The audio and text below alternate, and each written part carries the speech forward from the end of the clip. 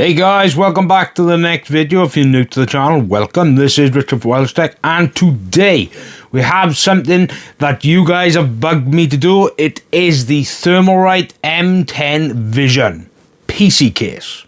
Should you buy it? Let's find out, shall we? Okay then guys, well, look what we have got by here. This is the Thermalright M10 white mid-tower PC case. You've bugged me to have Thermalright cases on the channel, so let's get into the review, shall we? As for motherboards, well, it does support ITX as well as Micro-ATX motherboards. As for the front I/O, well, it does have two USB 3.0 ports, Type-C port, audio as well as microphone jack, and a power button with a LED. So, this model does have three included ARGB fans. They are the TL-M10W V2 fans. So these are 4 fans. One is a standard orientation, and then the other 3 on the side, but there are reverse fan blades. Fan support on this case, well, the top supports 3 120s or 2 140mm fans. The side does support 3 120mm fans. The rear does support a 120mm fan. As well as on top of the power supply, you can put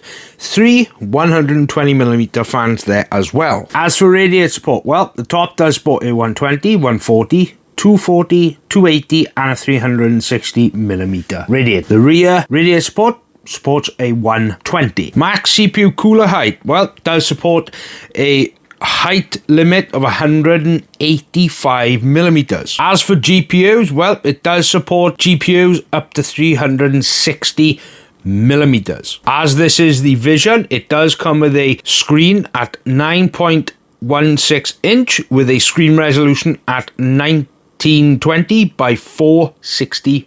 As for dust filtration, well, it does have a panel on the top that doesn't actually have a dust filter, but it's very perforated, so you shouldn't have to worry about air or dust flow going or dust through the top panel. The bottom of the case does have a large magnetic dust filter, and this case is maximized for airflow. As you can see, every panel has got perforations for airflow, so that means good airflow in this case. As for rear expansion, it does have 5 expansion slots. As for the back panel, as you can see, it is perforated on top as well as both at the bottom. To pull, all you do is undo the thumb screws and it will just come off. As for the power supply, well, it doesn't actually mention an actual size, but it does support an ATX power supply. But from looking at it, it would definitely fit at least a 250mm. And as for the rear of the case, as you can see, there is a lot of cable management, especially at the back, and there is a massive gap. There is at least ½ inch of gap there for cables. But when it comes to actual drive support, it does actually have a 3.5 inch drive bay, which is by here behind the fan. It's very hard to see, but it is there. So let me move it there. Don't know if you can see that, but there. So it does support 2 3.5 inch drives or 1 2.5 inch drive. And as for included accessories, you do get this little accessory bag with AIO screws, looks like. You get some cable ties as well as the motherboard screws and standoffs, and the connections, of course, are standard PWM and standard ARGB for very easy connecting up all the fans. And obviously the fans here are already PWM as well as ARGB done. Okay then, so that's pretty much it for the overall specs of this case. Let's build in this and see how good the airflow is, shall we?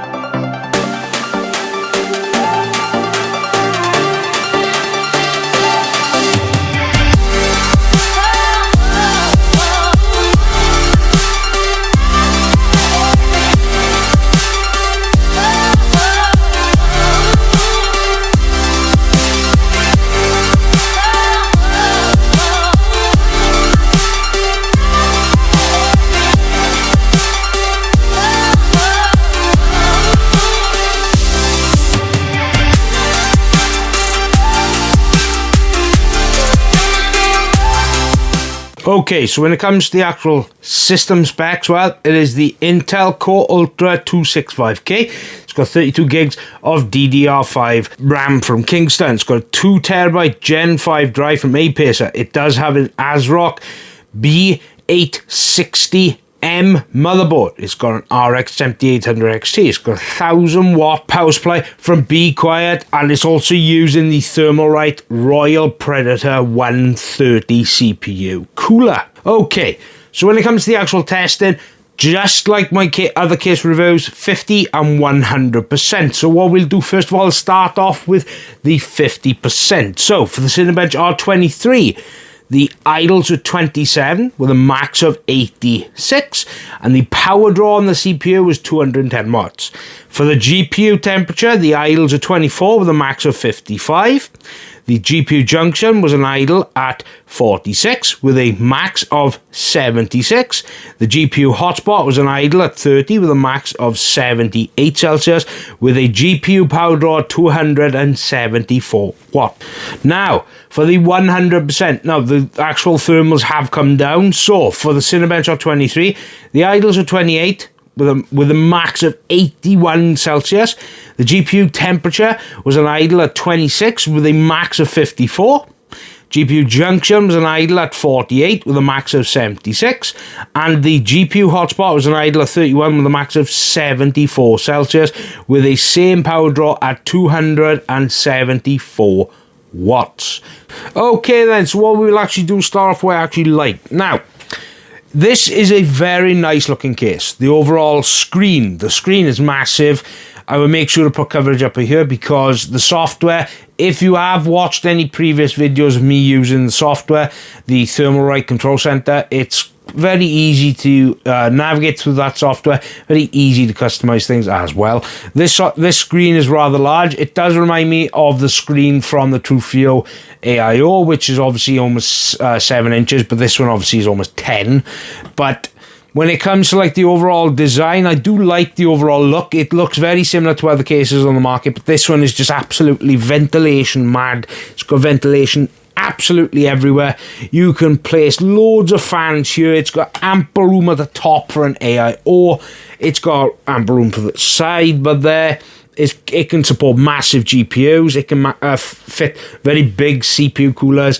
This is the Royal Predator 130 from Thermalright, so it will fit big CPU coolers. So yeah, I like it. Obviously, you get a cutout here for the overall cables for the GPU. It just makes everything look a little bit tidier. I do like the fact that obviously the screen by here, the screen is very nice. Make sure to put up some footage. I do like the overall design, especially with the colour and the paint. It does look really striking. I do like the side by here as well because look at that. That looks really, really nice. Just a little bit of aluminium and it looks absolutely fantastic. Right, let's get into the back panel. Okay, so when it comes to the actual back panel, now as you can see, there is quite a gap. There is at least half an inch there of gap there for you to do your cable management. Now, of course, with this, because it has standard ARGB and standard PWM fans, the overall cable management is obviously going to be a little bit of a mess. But as I'm only reviewing the case, I'm not exactly doing an actual build, which that will come soon in the future because I have been asked to do a build in the near future. But what I'm going to say is that I really like this case. The overall back panel, it's got loads of ample room. Obviously, you've got access to the fans. You've got loads of cable tie points. You've got loads of ample room. The power supply, you could definitely fit over the 250mm power supplies because this one by here is not large by any means, but it's not small by any means either. From Be Quiet, it fits this no problems at all with loads of ample room here for cables as well. I do like that it comes with a massive cutout, which is actually a modern thing where years ago they didn't. But I do like this case, especially for what you're actually paying for. So let's get on to the price now, shall we? Okay, so when it comes to the price, there's actually 3 different models. Is the case, that's £75. Then there's obviously the one up from that comes with standard ARGB fans like on there, Aqua Elite type AIOs. They are more their budget option. Then it's this model by here, which does come with these fans by here that I have already reviewed, the TL-M10Ws. I've reviewed these in the past. They're very good fans, and I do like the overall RGB on them as well. So I've reviewed those fans. They're very good fans, and this is the most expensive at £90. Now, you could go, obviously, with the cheapest option at £75 and add your own fans. But me personally, I think the RGB infinity mirror fans included in this one, because this does come in black as well as white, I think it sets it off even better. It does make it look much better to the eye. So what I'm going to tell you is this case gets a thumbs up for me. This is the first case I've actually looked at from Thermalright, and I will be getting the, is it the A70? Yeah, A70 or something like that. I will be getting that case in very soon. But if you do want to buy this case, you can. I'm not going to put an Amazon link because they do not sell us on Amazon. Go to Computer Orbit, down in the link in the description. Now, you will get this case, and I will link other Thermalright coolers as well as AIOs and stuff in the description for you to nose around, and anything you buy does give me a kickback, so check out Computer Orbit in the description. Other than that, I like the case, and as always, I hope you guys have a fantastic weekend and week ahead of you. This is Rich for WELSHYTECH. Don't forget to subscribe, because I've got absolute tons of stuff coming. I've got another Thermalright cooler. I've got deep cool products here. I've got Sudoku products. I've got loads of stuff coming. So, yeah. This is Rich for WELSHYTECH. Goodbye.